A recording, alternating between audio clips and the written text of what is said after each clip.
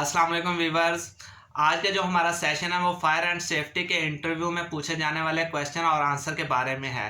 ये part number 3 है। अगर आपने इससे पहले पार्ट 1 और 2 नहीं देखे, उसका लिंक मैं डिस्क्रिप्शन में दे रहा हूँ, वहां से आप देख सकते हैं। स्टार्ट करते हैं। इंटरव्यू में आपसे पूछा जाता है कि फायर क्या है, तो मोस्टली लड़के जो है वो फायर की ये वाली डेफिनेशन बताते हैं कि फायर जो है एक केमिकल रिएक्शन है जिसमें फ्यूल, हीट और ऑक्सीजन जो है वो मिलकर रिएक्ट करती हैं और इस रिएक्शन के दौरान जो है वो हीट पैदा होती है और लाइट पैदा होती है। इंटरव्यू में आपसे जस्ट फायर की डेफिनेशन पूछी थी, आपने वहां पे उसका पूरा प्रोसेस बयान कर दिया है और उसके जो एलिमेंट होते हैं वो भी बयान कर दिए हैं, जबकि ऐसा नहीं करना होता। अगर ये डेफिनेशन नहीं है तो फिर डेफिनेशन होती क्या है, तो उसको देखते हैं। फायर की डेफिनेशन को हम समझते हैं। प्रैक्टिकली हम फायर किस चीज को कहते हैं कि हमें बहुत ज्यादा जो है वो रोशनी नजर आ रही हो, यानी कि लाइट हो पहले नंबर पे, और दूसरे नंबर पे यहां से जो है लाइट से हीट निकल रही हो,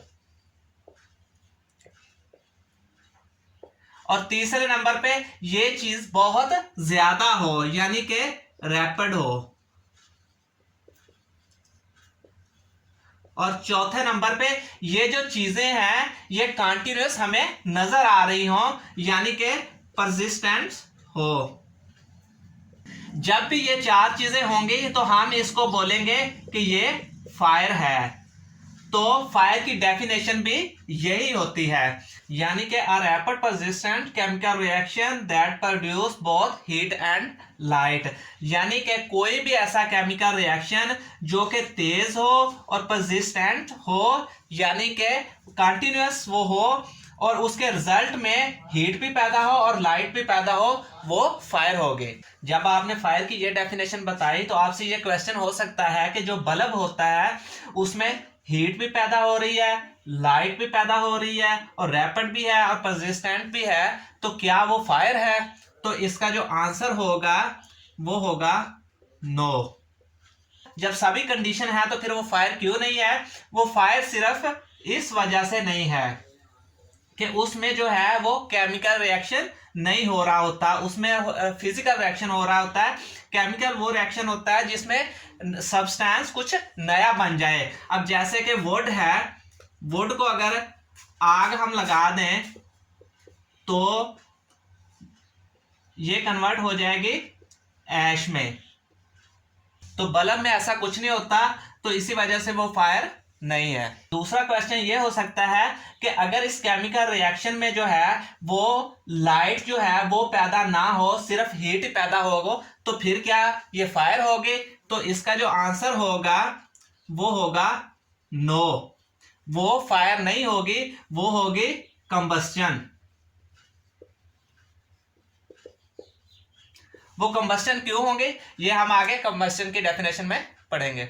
आपसे पूछा जाता है कि कंबस्टन क्या है, तो कंबस्टन जो है वो एक केमिकल प्रोसेस है जिसमें एक सब्सटेंस जो है वो ऑक्सीजन की मौजूदगी में रिएक्ट करता है और उसके रिजल्ट में हीट पैदा होती है और लाइट पैदा होती है। जब आप उसको ये बताओगे तो वो कहेगा भी फायर भी तो सेम यही चीज थी, उसमें भी एक केमिकल प्रोसेस हो रहा था और उसमें भी हीट पैदा हो रही थी, लाइट पैदा हो रही थी। तो कंबस्टन और फायर में फर्क क्या है? अगर देखा जाए तो फायर भी एक तरह की कंबस्टन ही है, लेकिन अगर दो नाम अलग अलग हैं तो इनमें फर्क भी लाजमी होगा। तो आइए देखते हैं कि फायर और कंबस्टन में फर्क क्या होता है। फायर और कंबस्टन में फर्क जो है वो सिर्फ एक ही वर्ड का होता है, वो होता है यूजली का। यानी कि कंबस्टन वो होती है जिसमें हीट तो पैदा होती है, लेकिन लाइट जो है वो कभी कभार पैदा होती है। लेकिन फायर जो है उसमें ये कंडीशन है कि उसमें बोथ दोनों चीजें जो हैं वो एक ही वक्त में पैदा होंगी, और कंबस्टन में ऐसा नहीं होता है। अब कंबस्टन की एग्जांपल देखते हैं जहां पे दोनों हीट और लाइट इकट्ठी पैदा हो रही है और जहां पे सिर्फ हीट पैदा हो रही है। तो कैंडल बर्निंग ये भी एक तरह की कंबस्टन है, इसमें हीट भी पैदा होती है और लाइट भी पैदा होती है। और दूसरे नंबर पे स्टमक कंबस्टन, जो हम खाना खाते हैं उसकी जो कंबस्टन होती है उसमें सिर्फ हीट पैदा होती है, लाइट पैदा नहीं होती। तो अगर इंटरव्यू में आपसे कंबस्टन और फायर का डिफरेंस पूछा जाए तो आपने यही कहना है कि फायर में जो है वो हीट और लाइट एक ही साथ में पैदा होती हैं, और कंबस्टन में हीट तो पैदा होती है लेकिन लाइट का हम कुछ कह नहीं सकते। एग्जांपल देनी है तो उसमें यह कहना है कि कैंडल में हो जाती है हीट और लाइट पैदा, और जो स्टोमिक कंबस्टन है और उसमें सिर्फ हीट पैदा होती है। आपसे पूछा जाता है कि फ्लैश ओवर क्या होता है, तो चलें देखते हैं फ्लैश ओवर क्या होता है। फ्लैश ओवर जो है पहले नंबर पे वो एक जो क्लोज कमरा होगा जिसमें आग लगी होगी उसमें होगा। अब ये एक क्लोज कमरा है, इसमें जो है वो कंबस्टिबल फ्यूल पड़ा हुआ है। अचानक रूम के इस हिस्से में जो है वो आग लग गई है। अब जब इस हिस्से में आग लगेगी तो हीट जो है वो रेडिएशन के जरिए पूरे रूम में जाएगी।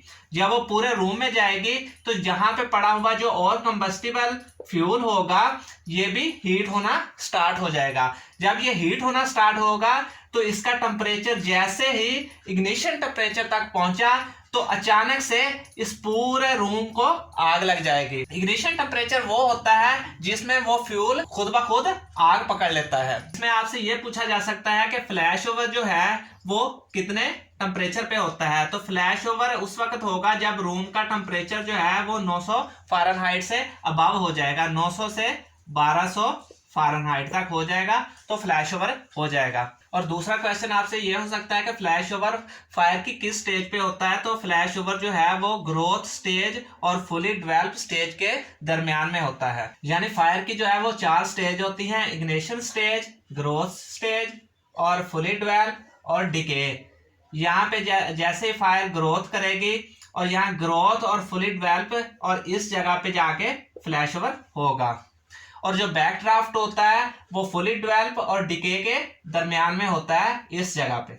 आपसे पूछा जाता है कि फ्लेम ओवर क्या होता है। फ्लेम ओवर को रोल ओवर भी बोलते हैं।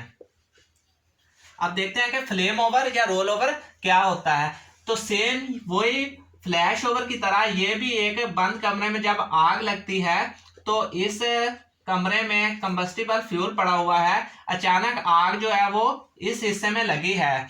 तो जब आग इस हिस्से में लगेगी तो आग से जो है वो मुख्तलिफ गैसेस बनती हैं, और जो गैसेस होंगी वो रूम के इस ऊपर वाले हिस्से में आके जमा हो जाएंगी, जैसे कि कार्बन मोनोऑक्साइड हो गई और कार्बन डाइऑक्साइड होगी, और भी बहुत सी गैसेस होती हैं वो रूम के इस हिस्से में जमा हो जाएंगी। जब आग की जो हीट है वो रेडिएशन के जरिए इन तक पहुंचेगी तो इन गैस का जो टेम्परेचर है जैसे ही वो इग्निशन टेम्परेचर तक पहुंचा तो अचानक से इन जो गैसेस हैं इनको आग लग जाएगी और आग जो है वो पूरे कमरे में फैल जाएगी। इसको हम कहते हैं फ्लेम ओवर। अगर आपसे फ्लेम ओवर और फ्लैश में डिफरेंस पूछा जाए तो आप कह सकते हो कि जो फ्लेम ओवर होता है वो फायर से पैदा हुई गैसों को अचानक से आग लग जाने वो फ्लेम ओवर कहलाता है, और कंबस्टिबल जो फ्यूल होगा रूम में उसको अचानक से आग लग जाएगी तो वो फ्लैश ओवर होगा। उम्मीद करता हूँ आपको मेरी वीडियो अच्छी लगी होगी। अगली वीडियो मेरी होगी वो इंटरव्यू के लॉन्ग क्वेश्चंस के बारे में होगी।